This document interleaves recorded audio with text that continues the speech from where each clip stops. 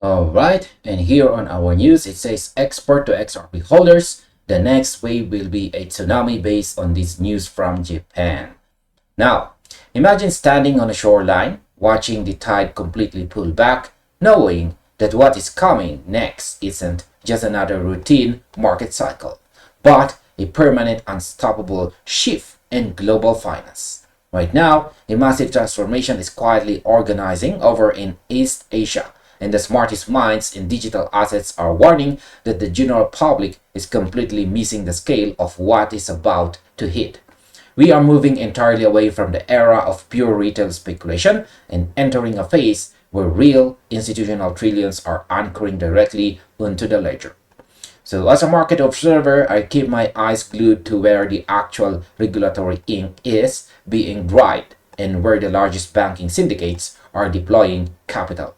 So in this video, we are unpacking an explosive update regarding real-world asset tokenization, tracking major insights shared by top analysts, and looking directly at why Japan's institutional framework is setting up a financial tidal wave that could change the valuation of utility-driven networks forever. So let's look right at the facts. So let's start with our very first question about why do analysts predict tokenization will scale larger than all other crypto use cases combined. So to understand where the market is going, we have to look at what the experts are highlighting right here. Crypto analyst Pumpius recently brought massive attention to an analysis shared on X by the prominent Japanese financial commentator Yuto. Yuto stated flat out that tokenization will scale larger than the use cases of all other digital assets combined. Think about that for a second. We aren't just talking about beating out speculative meme tokens or digital artwork. We are talking about overtaking the entire existing footprint of cryptocurrency payments and trading volume. Now here's my opinion. For years, the broader crypto space has been obsessed with finding the next viral retail trend, but the real money has always been sitting on Wall Street and in sovereign central banks. Tokenization, which means converting the legal ownership rights of a physical real-world asset into a programmable digital token, is the ultimate breach. So in my view, once you give an institution the ability to slice a multi-million-dollar commercial building or a massive corporate band into fractional, liquid digital shares, the old way of trading legacy assets becomes completely obsolete. This isn't a temporary trend. It is the total modernization of global property rights. Now, when we look at the sheer number behind the scale is staggering. Major traditional financial firms aren't just dipping their toes in the water anymore. Industry projections coming from institutional powerhouses like Boston Consulting Group and BlackRock estimate that the tokenized asset market could grow anywhere between $4 trillion and $16 trillion by 2030. This is not a small projection. When you realize that the entire market cap of all digital assets combined right now is just a small fraction of that lower target, you begin to see why experts are calling the next phase an absolute tsunami of institutional capital. Now, how is Japan positioning itself as the absolute leader of institutional blockchain adoption?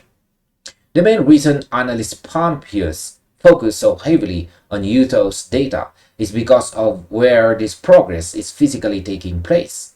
Japan has completely skipped past the phase of waiting around for technology to mature under a cloud of regulatory doubt. Instead, Japanese regulators actively built a rock-solid legal framework that gives private sector financial institutions absolute clarity. They have defined exactly how a digital security must be structured, wrapped, and protected under national financial laws. Now, here's my opinion.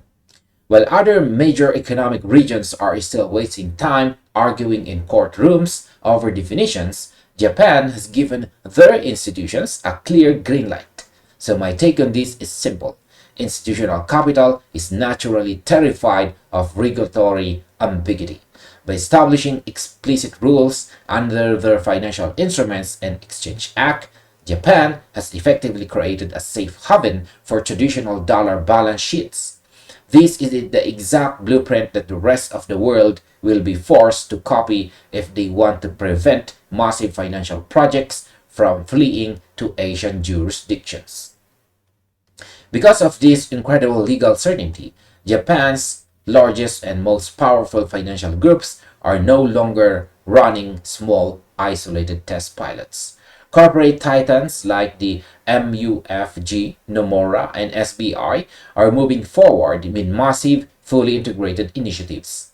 These include issuing tokenized corporate bonds, launching regulated digital securities, and creating fractionalized real estate investment products. They are actively handwriting the infrastructure of the legacy banking world into programmable, decentralized ledger networks. Now, what are the core practical upgrades driving this lightning-fast institutional shift? The core theme shared by Pumpius and Yuto is that this massive adoption won't happen linearly. It will happen all at once when the operational benefits are simply too large for corporations to ignore. Traditional financial infrastructure is fundamentally fragmented. When a large fund wants to trade high-value assets like commercial real estate or private equity, they have to deal with endless intermediaries, separate legal databases, and massive overhead costs that keep smaller investors completely locked out of the market. Now, here's my opinion. The legacy financial system is slow, expensive, and fundamentally inefficient. Tokenization introduces two massive upgrades that change everything, and that's fractional ownership and near instant settlement. So to me, reducing settlement times from multiple business days down to a matter of mere seconds completely eliminates counterparty risk. When an institution realizes they can free up billions of dollars in dormant capital that can be used trapped in settlement clearing houses, the economic pressure to migrate to blockchain rails becomes completely overwhelming. We can see this real-world utility playing out actively with major global asset managers. BlackRock's successful launch of its BUIDL tokenized liquidity fund proved to the entire global market that institutional adoption is happening right now in the present day. They aren't looking at digital assets as speculative, volatile instruments to flip for a short-term profit. They are looking directly at the underlying blockchain infrastructure as a vastly superior, high secure, and highly efficient accounting mechanism to run traditional financial products. And now, here's our overall conclusion. Evidence is mounting, and the structural transformation of the global financial system is no longer a theoretical debate. As highlighted by analyst Pumpius through the critical insights of Yuto, tokenization is rapidly moving to become the dominant application of blockchain technology worldwide. With massive institutions like BlackRock and Boston Consulting Group projecting a market size of up to $16 trillion by 2030, the financial infrastructure is being completely rebuilt from the ground up.